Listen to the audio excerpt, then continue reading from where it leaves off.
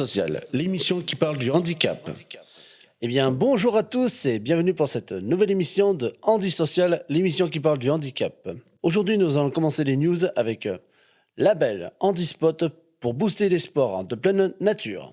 Le groupe Rossignol a créé une plateforme digitale gratuite nommée En Piste, qui permet de rendre le sport de nature plus accessible aux personnes handicapées. Elle contient 50 parcours adaptés en ligne avec des infos précises sur la largeur du sentier, les obstacles, etc.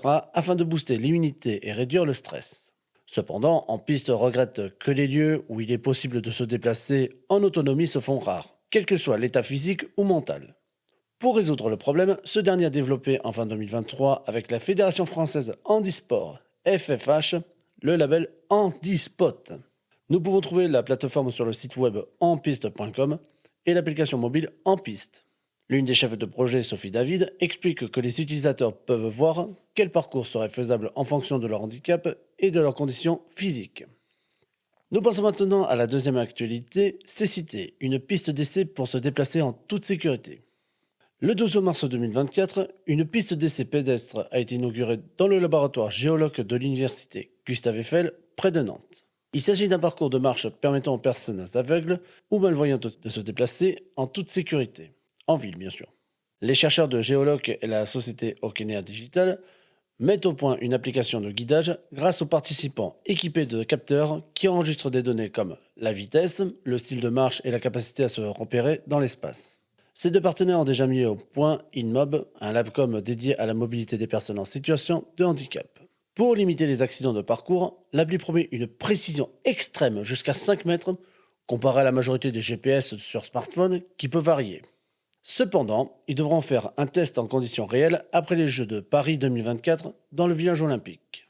Alors nous passons à une troisième actualité, un combat de nains dans une discothèque fait scandale. L'association des personnes de petite taille dénonce une atteinte à la dignité humaine suite à l'annonce d'un combat de boxe de nains dans une discothèque de Toulouse le 11 avril 2024. Cette discothèque avait organisé en octobre 2023 un divertissement identique surnommé « N'importe quoi ». La ministre déléguée aux personnes handicapées, Fadila Khattabi, estime que cette soirée est inacceptable et dégradante. Car selon elle, les deux boxeurs ne sont pas invités pour un événement sportif, mais pour se moquer de leur handicap. Violette Vianney, la présidente de l'association des personnes de petite taille APTT, dénonce aussi cet événement car ça se passe dans une boîte de nuit et non dans un ring sportif. Les combattants ne sont pas nommés et on ne communique pas les résultats. En d'autres termes, c'est de la violence gratuite. La loi n'interdit pas pour autant cette pratique barbare. Néanmoins, en 1995, le Conseil d'État avait validé la décision du maire de Morsan-sur-Orge d'interdire un lancer de nains portant un casque et une tenue rembourrée sur des matelas pour des raisons que cette activité troublait l'ordre public. Suite à cela, les organisateurs ont finalement décidé d'annuler la soirée. Cependant, en 2023, l'Espagne a mis fin à des spectacles absurdes présentés lors des corridas par des troupes de personnes avec nanisme.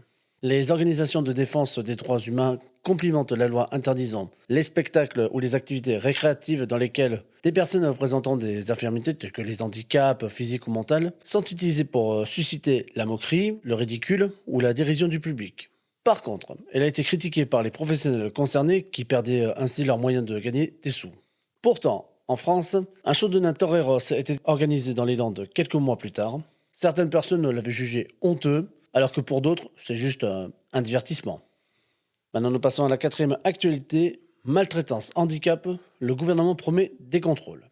Le 25 mars 2024, le ministère délégué des personnes handicapées ou âgées annonce que suite aux travaux des États généraux de la maltraitance qui ont réuni en octobre 2023, associations, professionnels, administrations et familles concernées, que tous les établissements sociaux et médico-sociaux qui les accueillent seront contrôlés à partir de 2025 afin de lutter contre les maltraitances visant ces derniers. Cela concerne également les établissements médico-sociaux hébergeant les enfants et des adultes handicapés dès 2030. Le ministère indique qu'une attention toute particulière sera donnée à la lutte contre les maltraitances, car les inspecteurs devront vérifier que leurs droits fondamentaux sont respectés.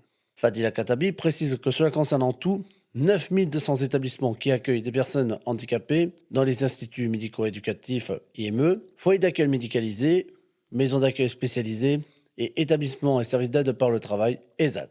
Mais ils vérifieront également si les conditions d'hygiène et de sécurité sont bien appliquées et respectées. Concernant les personnes âgées, le gouvernement avait annoncé que 7500 EHPAD en France seraient contrôlés, suite aux révélations des maltraitances ou des résidents dans les maisons de retraite du groupe privé Orpea par le journaliste Victor Castanet.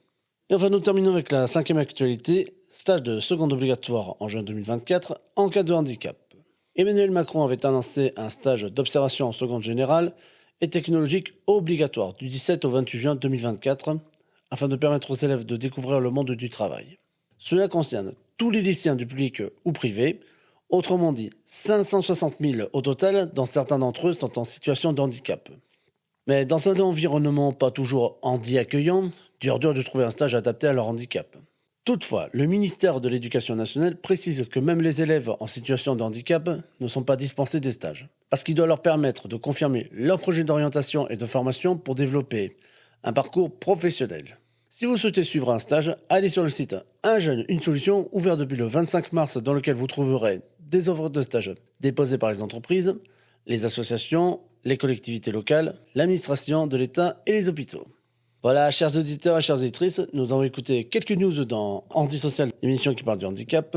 Je rappelle à tous nos handicapés camarades, nous sommes peut-être des handicapés, mais nous avons des ambitions. Alors faites-vous aider et surtout acceptez les stages. Ne vous laissez pas influencer par ces crétins, en particulier ceux qui ont organisé le combat de Toreros, qui est pour moi juste honteux de voir ces personnes de petite taille se faire bisuter, voire même maltraiter, et voir des gens qui se moquent d'eux.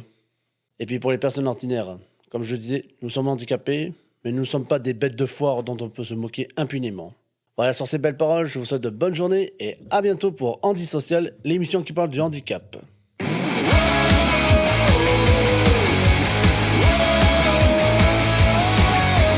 Handisocial, l'émission qui parle du handicap.